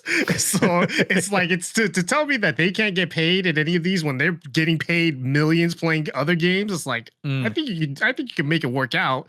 Just figure it out, because look, that situation should not happen ever, because it looks bad for the tournament. It looks bad it's unfair for Shadow because Shadow didn't get to play the guy. So now people will probably look at Shadow's spot as like, oh, that's undeserved, even though he did deserve it. Top 8 and all the work he did there. Yeah, he did deserve it. Ulsan and me. Go on. Yeah. Well, okay, so people won't talk shit about that, but they will still wonder like, what happens if XCC had beat him then? No, it's definitely there. So that's always gonna suck, right? People have been talking shit because NA was like, we got Shadow in there, right? Was there another NA person who qualified? Nope. On the top 20? It was just Shadow, right? Lee Mishima. Yeah, Lee Mishima. Yeah. Yeah. So it's like people already like, you know, NA ban China, you know, so they get Shadow in, you know, like all those kind of memes. It's not even real, right? It's just like as a meme, it's a thing that people are already saying. So it does suck for Shadow. Yeah, it's just a shitty situation overall. So that tweet that they sent out saying that, you know, they're going to rectify with XCC, I hope, you know, is true and they do the right thing. And for the Russian guy too, I hope for Higem it works out for him too, because it is unfair. Like if he had just done a little bit better, you know, then the same situation would have popped up with him. So, and like Higem, you know, like he in his big tweet, he was saying that he wants to go to LCQ. You know, he wants to be able to enter there. So like he wants him to, you know, come to some decision sooner than that. But also, who's the other guy? Yagami, dude. Like, how are you gonna fly XCC to the LCQ, but you're not gonna fly Yagami? Like, I know he lost, but like, bro, he shouldn't have even played in day 2. Like, I mean, I understand. If you're gonna ban him anyway, right. And like, you're concerned about this whole thing. Like, you let him play day 1. Look, he's still on the winner's side of the bracket. He's 2 matches away from top 8. You're gonna wait, let him play 1 match? You know, let him fuck over the guy who flew here to try to get top 2, and then cut him out before he might fuck over someone else. Like, what is that, dude? I wonder whose decision that was too. It's like to let him play. Is that a TO for Thaiger Uppercut? Was that a Bamco decision? Like, because no matter whose decision it wasn't a good one. It wasn't the right one.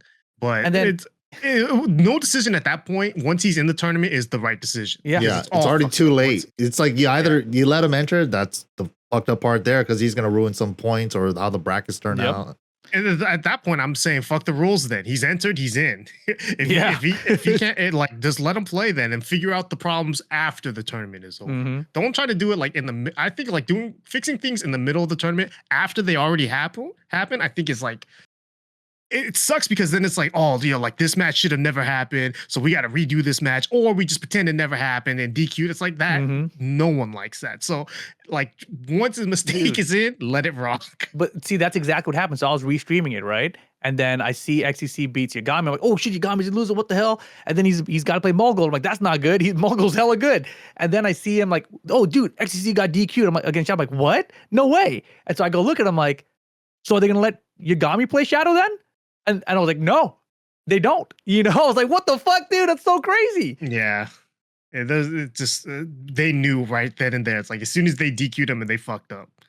Yeah. And so it's like Yagami gets effed, and so did John Ding potentially, right? Like they both potentially are effed, and they both get nothing out of it. Like it's like, all right, well XCC gets sucks. to go. You know, it's like, dude, that part the whole sucks. year, because XCC went to one event, he wasn't going to qualify anyway. But these two guys, they were about to qualify for that top 20 spot. Like that's brutal. Let this guy enter that you were going to DQ before top 8 anyways, just hoping that he didn't do good enough, and then it's like it's all bad, dude. It's not good. Yeah, sucks. Gotta enforce the rules. Past week in Tekken. Yeah, gotta enforce the rules better and keep it up because like that screwed over John Ding and like Yagami, but then also at the same time too, like that's XCC and Higem, like players like that, undiscovered new talent that just kind of comes out of nowhere. I think everybody wants to see that stuff, right? Because like, dude, Arslan's story in 2019 was like the most biggest story in fighting games, or at least for Tekken. It was like one of the biggest stories that happened in like the last 15, 20 years, man, because undiscovered region, this player comes out of nowhere, wins the biggest tournaments of the year. Like, bro, this could have been happening with these new players, XCC, Higem, but we're gatekeeping them because their country is banned because of global politics. They chose where to be born, dude. Yeah, man. like what? That shit Look, man, sometimes you're Cripper or Blood, depending on which block you're born on. You don't get a choice, right? Like sometimes you're Chinese or Russian. You're just born on the wrong block. You know what the fucked up thing is, though? Is if XCC does well, or I don't even know the fucked up thing. I think it's inevitable. China's coming. Because they are good. They're good at everything, right? Street Fighter, we all thought, oh, Chinese guys in Street Fighter, there's only one, Shanghai. Oh, there's a million of them. Oh god, they're all good. Shit, they're all winning all the tournaments. Tekken, they're gonna come soon, and I'm excited.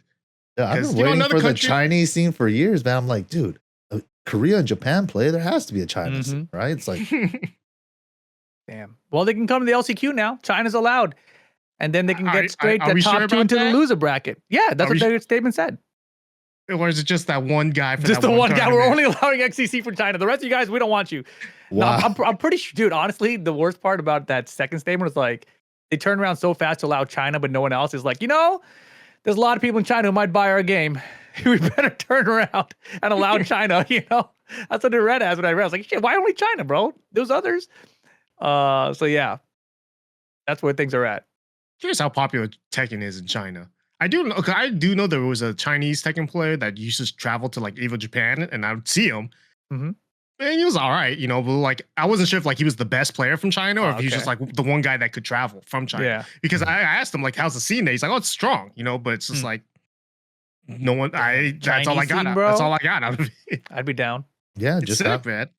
It's the new arc, man. It's like Dragon Ball arcs, dude. It's like new region, new group of strong players. Like, damn, that's just exciting, but it's never going to happen if we cockblock the whole region, So this is definitely Shakespearean. Let more quoted in Kotaku there. Oh shit, they got me, man. Kotaku, not that great fucking gaming website. Oh god. Man, I remember I got hit up from Kotaku one time. They're like, hey, would you like to comment on this article about the drama surrounding Akuma and Tekken? I'm like, wow. No. What? You think I want to talk about that shit? You think I want to talk to you guys about anything? I was like, see me at Combo Breaker. I love that shit. I just said, nah, man, I'm good. Thank you. But I was like, good, thank you. I'm like, what the fuck? Hell no, I'm not giving you no quotables for an article. Are you kidding me? Jeez. Damn. Crazy, man. But I think that's all the topics for today, unless you guys got anything else to talk about. Anything else happening in the Tekken world? The last week's been pretty crazy with the whole stage and Thaiger Uppercut fiasco. So, yeah. I mean, there's been better times for Tekken than the past week for sure. I mean, they're trying to do the right thing, it sounds like. Oh yeah, and I've always trusted working on it. Tekken to you know they've always tried to do their best by the fans. Right now, it's not looking good. Not only on the consumer side with the stage, but on the competitive side with how they did Russia and China. But even I think if we would take that part out of it, like Thaiger Uppercut was sick. The competitive side of everything was sick. TWT overall, like I haven't, like I'll be honest, I have not been keeping up with TWT at all, just because every event is at the fucking crack of dawn, and I'm dead asleep. So I'm not watching any of these things, other than anything that happens in America, which is like one event, and I'm at it because it's Evo. It's like there's no other events for these damn things in America. So, but when I do get a chance to watch, it's pretty sick. I'll say that. I think Thaiger Uppercut is super cool because it was fun. I did watch a little bit of that. Although I did miss all of that, and I need to go back and watch that. Yeah, Bro, in the top that shit 8, was so Knee sick. came alive. It was like, wait a second, Knee's playing Tekken 8 right now. And it's like, did it just take this long? Is it starting to finally click for him? Like, I don't know what's happening, but it was super sick to see. He beat Ulsan, and after he beat Ulsan, it's the funniest shit, because you see Ulsan, like, look in the camera, like, he didn't even look at the camera. He's like, off camera, like, the fuck just happened? Like, Yeah. dude, that's all the look he had in his face. It was so funny because he was on this like 4 or 5 tournament win streak, which is like insane, right? Super hot. And then he gets smoked by Knee, and he's like, "The fuck was that?" Wait, hold on. Ulsan lost to someone before that, and whoever he lost to, I don't.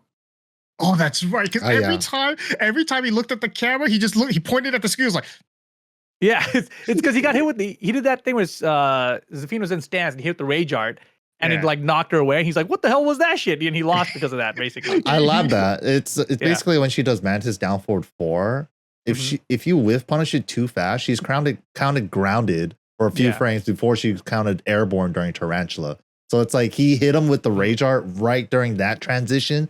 So the rage art hit her grounded instead of a full float animation. So he's like, "Huh? What happened there?" But it's pretty consistent. It's like that. Yeah. Overall. It looked like Shadow tried to recreate it a second time after that time too. No, so Shadow did it a couple times. He probably definitely knew. Oh, Shadow for sure knew shit like that, just because it's probably happened to him, because he's the only Zafina player out there. which is why I thought Ulsan did that, because it looked like he's like, I don't know what the fuck's going on. No, yeah. So, but the thing is, my point here was just that Knee looking sharp again was super sick, but he's not in the finals. Yeah. So now it's like, even if he's amazing at Tekken 8 now, it's 2 months away. Like, who cares? Who knows if he'll still be trying that much in 2 months? And then to LCQ, where if he can get top 2 at the LCQ, he makes it to the loser bracket of the top 16. It's like such a format. We talked about that in episode 56. If you guys want to find out how we feel about the format. Did we? I don't even remember. We did, yeah. In the last episode. Yeah, I definitely shit on it a ton. I also, it might produce some sick matches and some sick results. I personally don't believe it's going to produce the best players in the top whatever, but I think that's kind of what they want, though. I think they want more diverse results at the end of it. So the LCQ is going to be crazy, though. The LCQ is going to be nuts. It's probably going to be the hardest tournament of the year.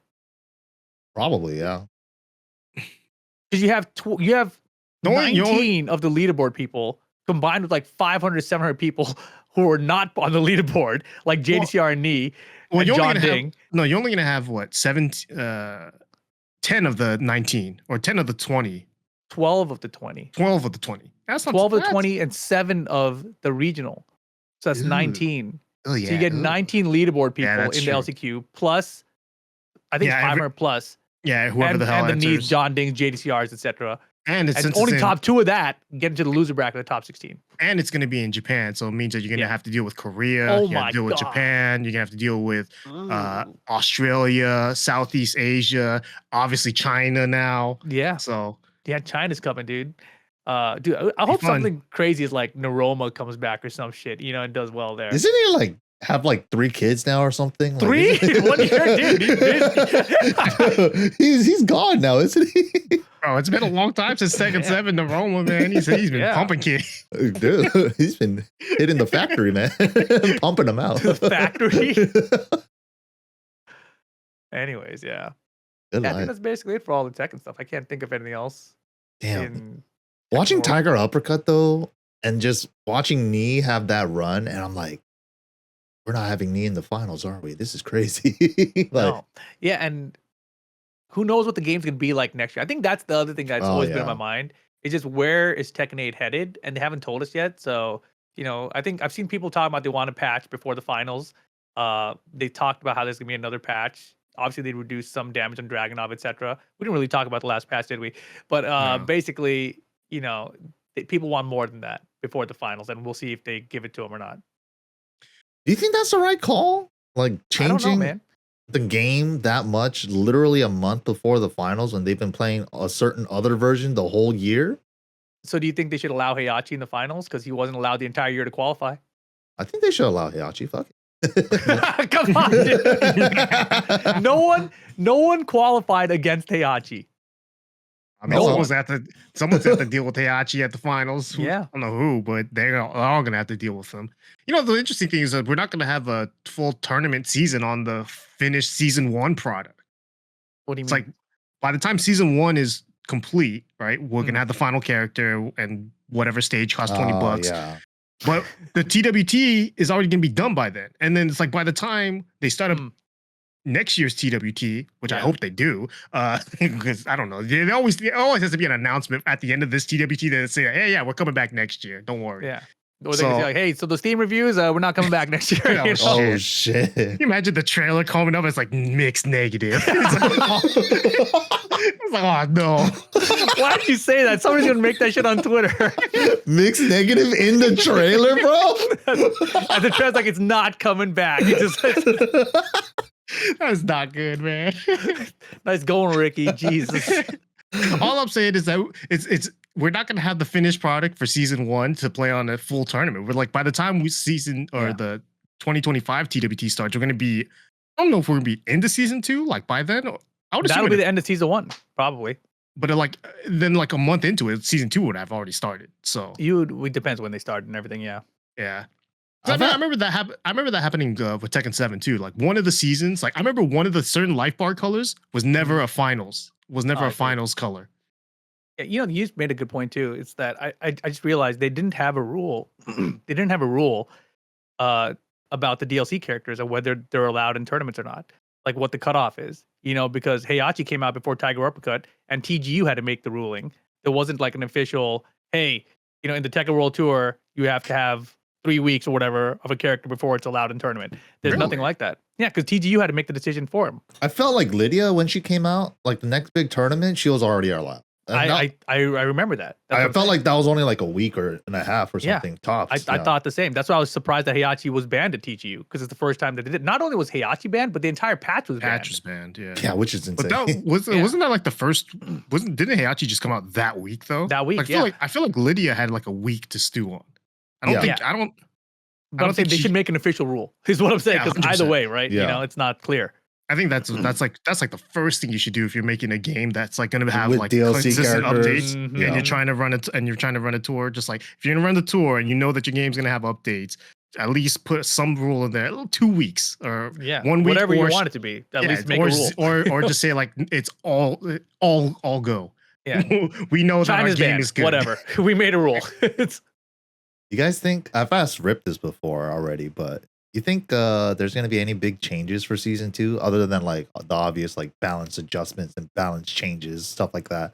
Are they going to add any new system stuff or change anything with system? Remember how like 7 they added wall bounce in season 2 and raise drives? Or is that season 3? I think it was season With 2 for wall bounce. Yeah, season 2. I thought it was season. Wait, did Geese There come was out a season with Geese where no one else had the wall bounce. Geese had it Then since after launch. Yeah. Yeah, but I'm saying it was the next season after Geese. So whenever Geese came out, the next season is when everyone got it. Yeah, it was 2. Oh, Geese was season 1. That's right. Okay. I always forget that. Ice system, bro. I keep forgetting Ice that system? Geese. I'm telling you, it's gonna happen. Hell, Heat system and the ice system. to burn it faster. You cancel it out, bro. Maybe they'll have a burst system where you can just get out of Combo breaker, ice him down, bro. Ice him out of the combo. Yeah, do the Aquaman Sub-Zero that trait. shit. I want the Aquaman trait. Just Damn turn water. wet, just slide off. Do you That really? was the dumbest trait. That trait was so stupid. It was so stupid. I love that character. Bring back hate that Aquaman character. for Tekken 8. Oh hell no, dude! That was my main, man. I love to Aquaman. stab that motherfucker. I didn't Dude, even do that. I didn't even do that much. You I just just loved fucking it. put the Diddy baby oil all over you so you can't get juggled and shit. That character was crazy, dude. I hate that character. And he's only doing down one fucking Trident Rush. And then Injustice 2 came out, and I'm like, I can't wait to see what they change with this game. And I'm like, oh, he's still doing down one Trident Rush. Trident Rush. Love that shit. Oh, God. That was good. Dude, Injustice was fucking tight, bro. Yeah, the one was tight. I loved one. Yeah. Okay, hold on. Someone brought it up in Injustice in the chat while we were talking about stages. Did they have any paid stages? Because they definitely had interactables that fucking fucked you up. I don't those remember are all them stage selling specific. Stages. Right? I don't think so. I don't think they ever sold a stage. I don't know any fighting game that sells stages for real money like this. Like you can only get it with real money. Oh yeah, only real money that's too. a good point. Because I was thinking Street Fighter 6, I don't have the newest money. Yeah, that's what I was thinking. Because I don't have the newest versions of the game, so I'm just like buying everything like a la carte, and it's like the stages I can't get. So I'm like, oh well, I assume that comes with the character or some shit. Yeah. But yeah, I've been just buying the stages or whatever I want in Street Fighter 6 with drive tickets, man. Because I'm like, I don't spend that much anyways. I'm just like, oh, I want the new Terry stage. Fuck yeah, I'll just buy it with drive ticket. Yeah. Maybe Namco just needs that dinero. Maybe they're just, what is that game that didn't do well for Bamco that everyone's saying? Concord is the Sony one. That was in Bamco. Concord too? Damn, Concord too. They are screwed. They are fucked. Oh fuck. If they made Concord, that stage would have cost $20. I get it now. Damn. That's wild. Go buy the stage, everybody. They need the money. They need the money, man. I bought Sparking Zero. Doesn't that go to them too? Like, it doesn't. You know, I saw Ninja Killer tweeting about how that game doesn't have crossplay. Yeah, I was like, yeah, he was pretty upset about it. It's like, dude, what are we doing here, bro? I was like, $5 DLC, man. Wasn't that MK1 as well at the beginning? It didn't have crossplay, and then they added it later. MK1 did it late. Yeah, MK1 had a terrible launch. They could do that. It's so crazy to think now. Crossplay is like you expect that shit now. Yeah. Back in the you can't like I would have never thought like, oh, I'm on my Xbox, I can play something on my PlayStation 3. Hell no. Are you kidding me? You can never do that shit. Now it's like, bro, if I can't play my Xbox boy on my Steam account, this is bullshit. Yeah. How is that sparking game anyways? I'm not buying it. I'm not looking at it. I just want to know what a Dragon Ball fan thinks of it. I haven't booted it up yet, so I'm probably gonna boot it up today because it's officially out tomorrow. If I didn't get early access, yeah, I've been seeing real hype about it. I've been seeing nothing but like people say like 9 out of 10. I think like the worst I've seen somebody say it was like 8 out of 10 on Twitter. I'm like, oh damn, that's pretty good. All I saw on Twitter was the dev saying, look, guys, it's okay to lower the difficulty. Oh yeah, I've seen those too. Yeah. And when I saw that, I was like, "Oh, I might like this game." If people are getting pissed that they can't beat it, this might be a game to watch. Yeah, I saw that the Steam player base was like 90,000 people, and I didn't know this though. But Beanie in the chat just said that for that 90K it was with early access, which is $100. Yeah. So there was 90,000 people who bought the $100 early access. I was like, whoa, that's pretty wild.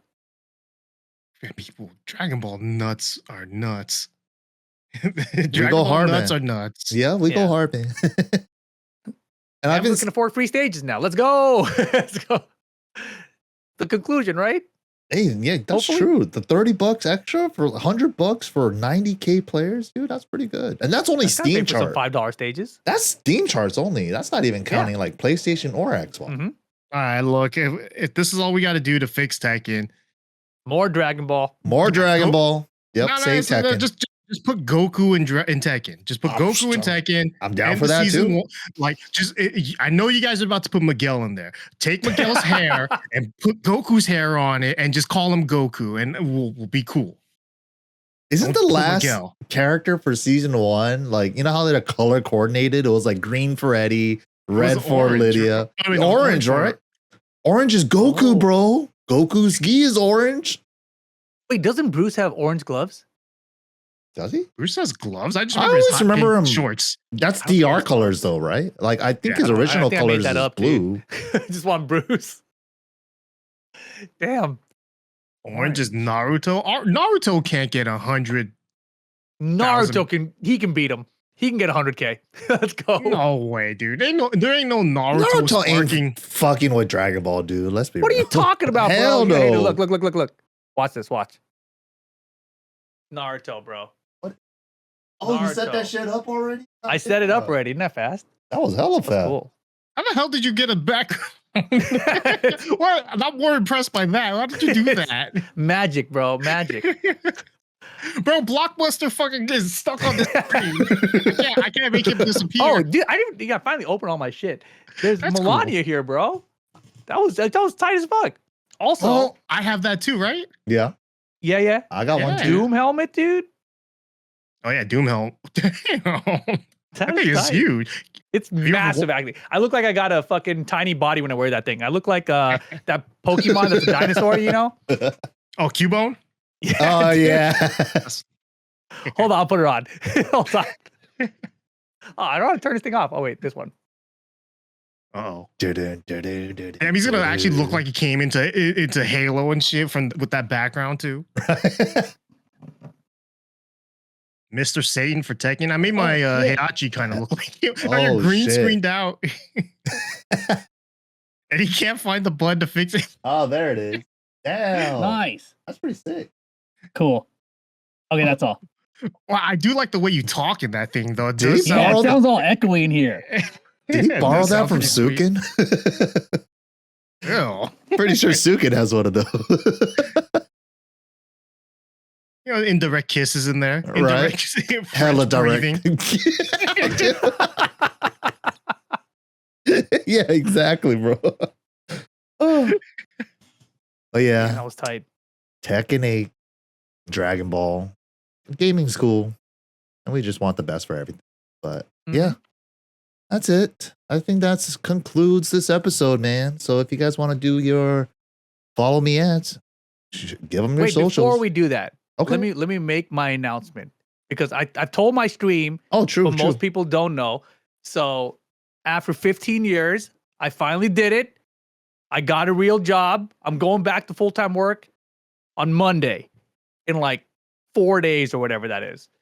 What's like the song to like get rid of your freedom? So it's like Yeah. What? I think it's the No, opposite of freedom. No, wait, It's- that's the wedding song. Hold on. He's getting married. I'm all trying to do like a 21 gun salute. I think you're thinking of Taps, right? The military song when they pass away. Yeah. But like, for whatever reason, it won't pop up. You're It only turned getting into the married. wedding So, song. so congratulations, Rip. I'm proud of you.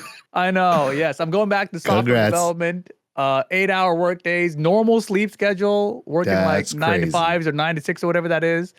So yeah, that's gonna be my life going forward. But they're cool about me still traveling and commentating other events, so that's still Oh, happening. And I That's can still stream, obviously. And it's work from home, so I can still stream afterwards. So chill. So basically, nothing changes except less streams.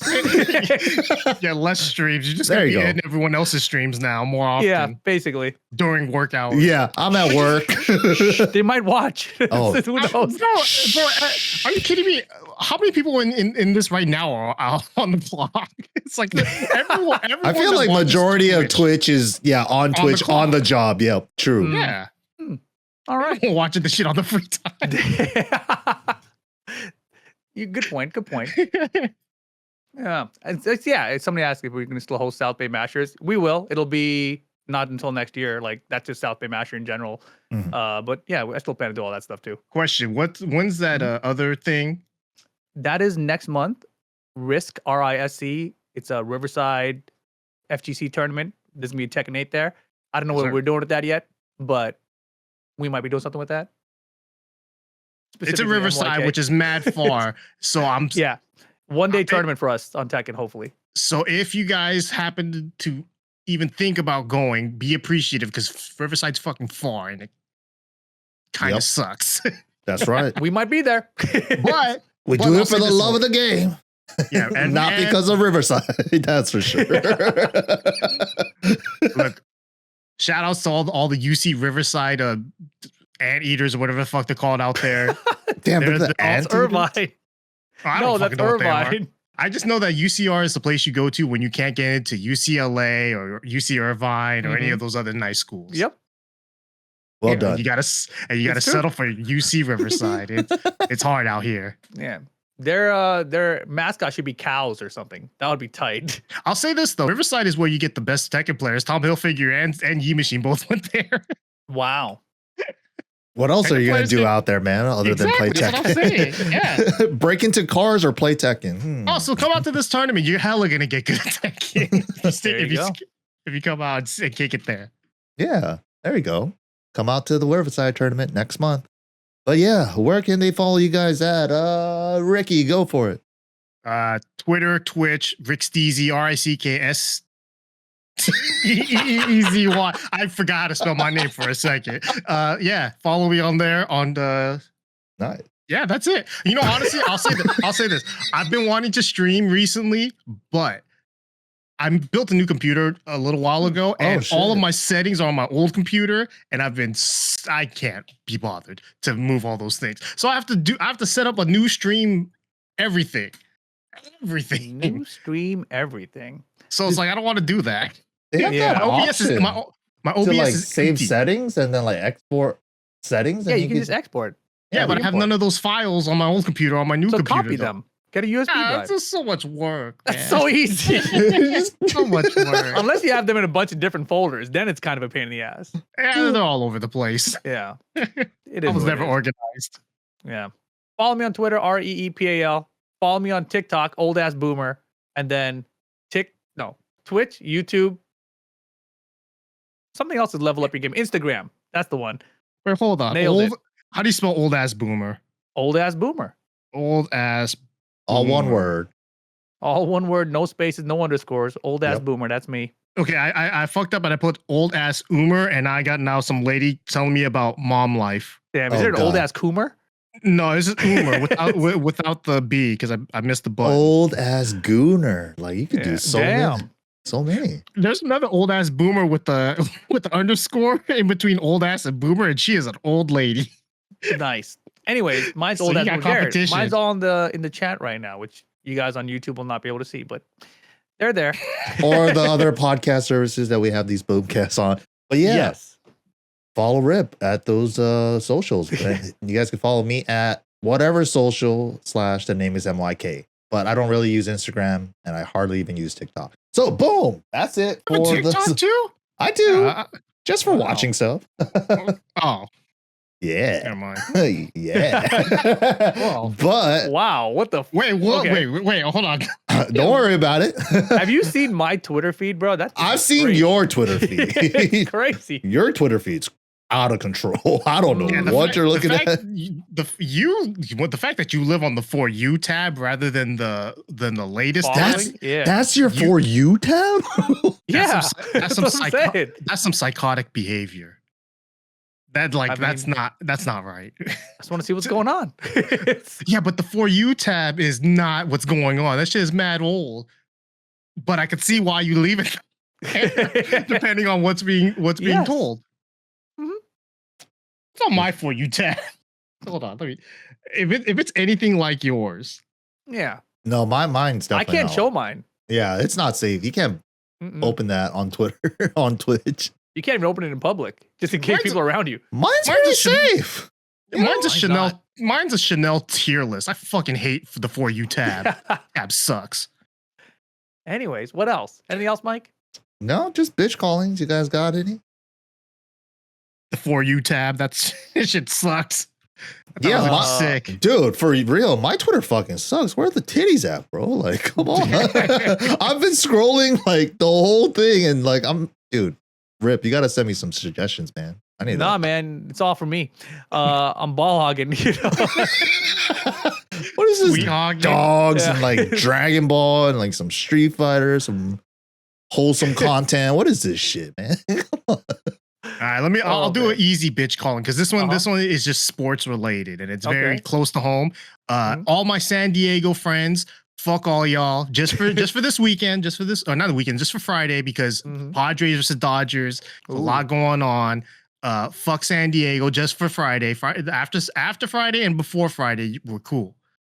But tomorrow, fuck y'all. Is Otani doing good? He's alright.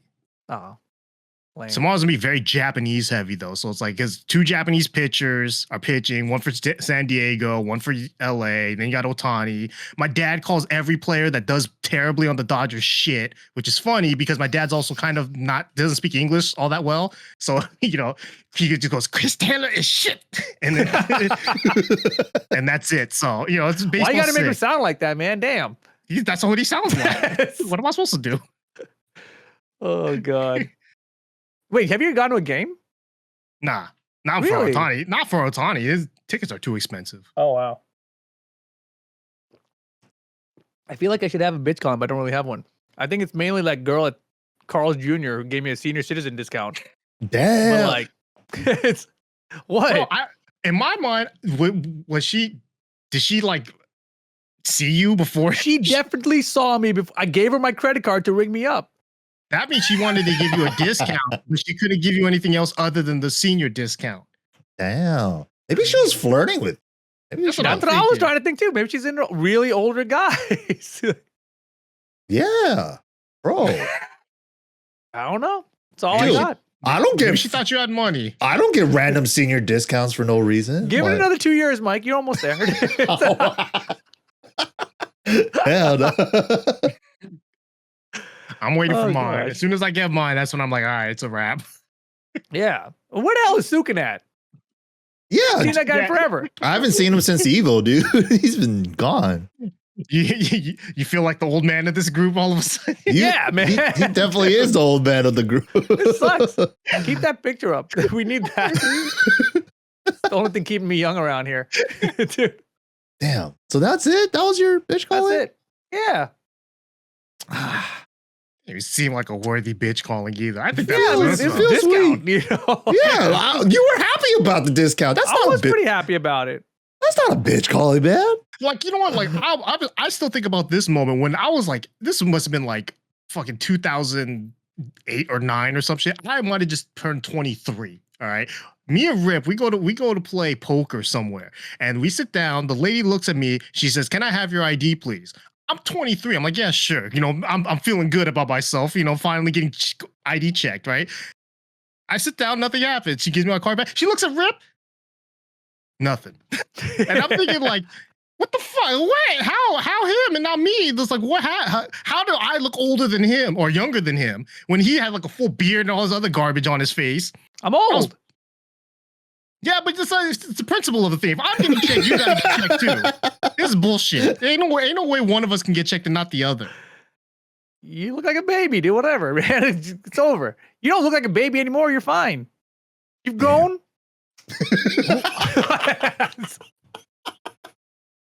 I haven't grown, but I still believe. I know.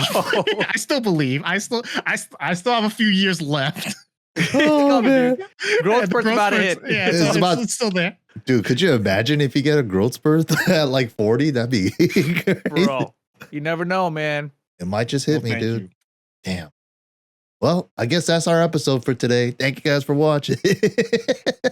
Later. We don't really have a bitch calling for Riv. I guess I don't really have one either. You don't have one either. Wait, you can't. Mike just, yeah, he turned it off without even telling himself one, dude. Wait, I called somebody a bitch. Who? I'll call you a bitch for not getting the phone number from the girl. All right, later. What?